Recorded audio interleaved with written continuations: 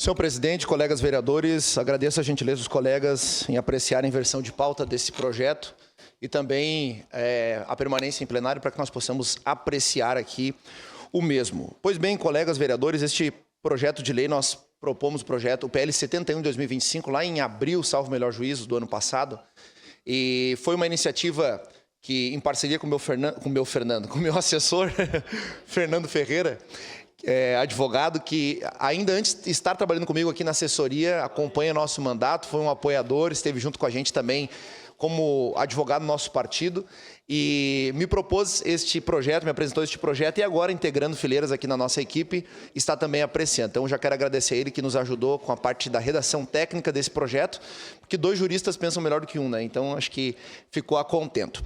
E, pois bem, colegas vereadores, esse projeto de lei que nós estamos aqui apreciando nessa oportunidade, não se trata de um projeto que busca, talvez, cercear ou censurar, impedir uma manifestação artística. E para que eu possa falar com muita coerência e responsabilidade, eu preparei aqui um texto e eu quero trazer aqui para os colegas entenderem o que está sendo apreciado.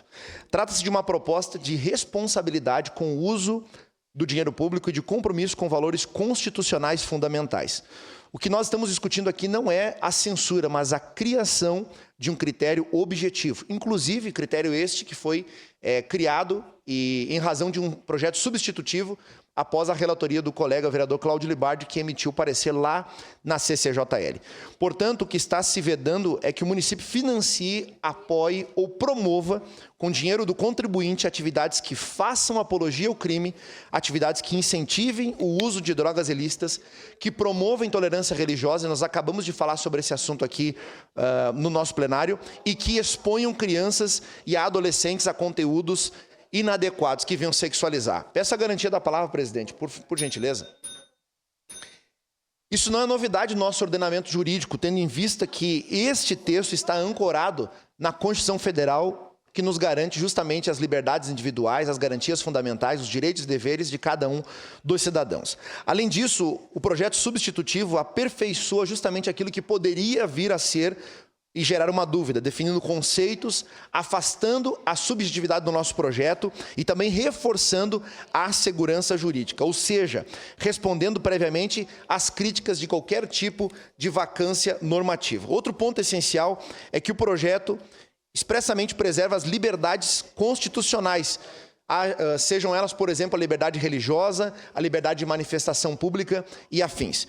Por exemplo, vou dar um destaque aqui. Nós estamos falando da proteção prioritária à criança e ao adolescente. E isso não é uma escolha meramente política, mas trata-se de um mandamento constitucional que está abarcado lá pelo artigo 227 da nossa Constituição, em que diz que justamente a família, a sociedade e o Estado têm a obrigatoriedade de defender e proteger integralmente crianças e adolescentes. Portanto, quando nós criamos regras como essas, critérios como esses, não é para que nós venhamos restringir a liberdade. Pelo contrário, para nós coibirmos a promoção da erotização precoce e a exposição inadequada das crianças. No mesmo sentido, nós estamos tratando ainda da proteção da liberdade religiosa, que também, ancorado no artigo 5º, no inciso 6º, está previsto lá a liberdade religiosa e a garantia de manifestação e de culto, permitindo, então, a inviolabilidade da liberdade de consciência e da crença e garantindo o livre exercício e manifestação dos cultos. E ainda, por fim,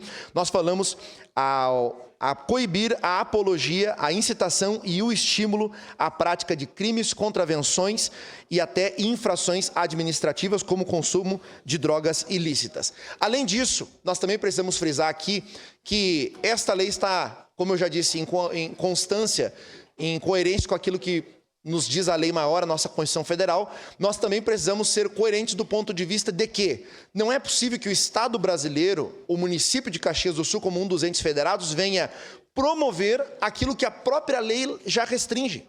Seria um contrassenso a prefeitura da nossa cidade, o município de Caxias do Sul, permitir a utilização de dinheiro público para justamente promover aquilo que a lei restringe e demonstra como crime.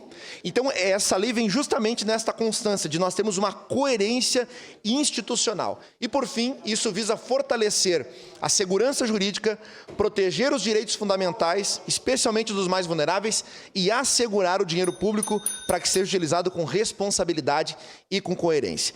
Por essas razões, eu peço o apoio dos colegas para que nós possamos aprovar. E faço um parêntese, presidente, que eu nunca tive tanta dificuldade para me concentrar e para falar na tribuna desta casa como nessa oportunidade. Então, fica aqui o desagravo público deste vereador pela falta de audição dos presentes aqui nessa tribuna. Muito obrigado, presidente.